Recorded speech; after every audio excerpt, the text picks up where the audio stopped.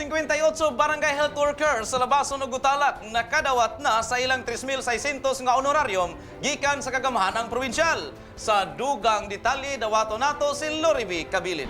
Nadawat na sa 143 ka barangay health workers kon BHW sa lungsod sa Labason ug 115 ka BHW sa Gutalak ang ilang 3,600 nga honorarium gikan sa kagamahanang probinsyal kaniadtong Marso 5 ning tuiga pinaagi ni Mr. Mark Karasig gikan sa Provincial Treasurer's Office.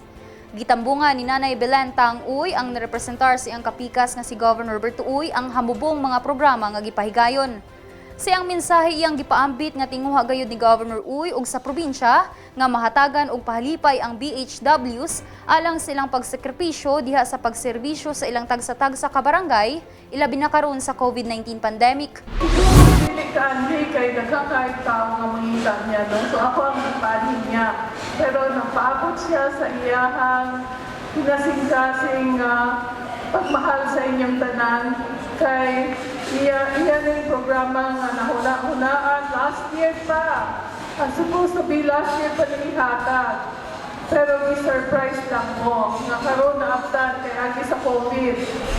Dugang ni Nanay Belen nga paningkamutan sa probinsya nga sa sunod tuig, matagaan gihapon ang mga BHW sa susamang pahalipay ug siya nang hinaot pa nga ang nasangpit nga 3,600 nga honorarium tinuig na gyung madawat sa mga BHWs.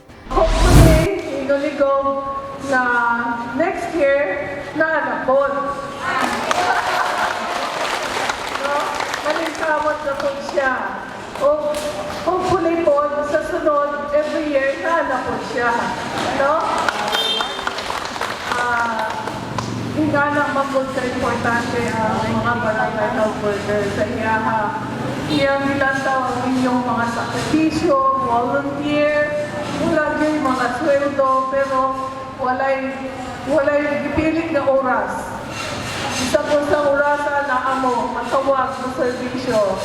So, iyang ingon na sinanglan muhatagtag pahalipay sa ilaha.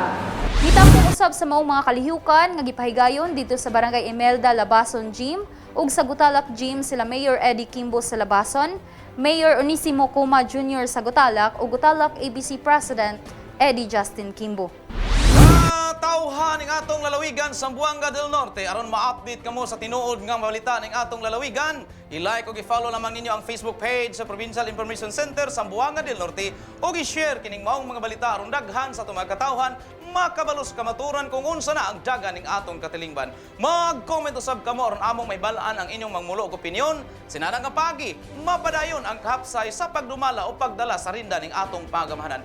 Hangtod sa siyudad kini si Chris sa nga maghatod kaninyo sa tinuod nga mabalita para sa GNPNN ang dapig sa kamaturan, tuyog sa kalambuan.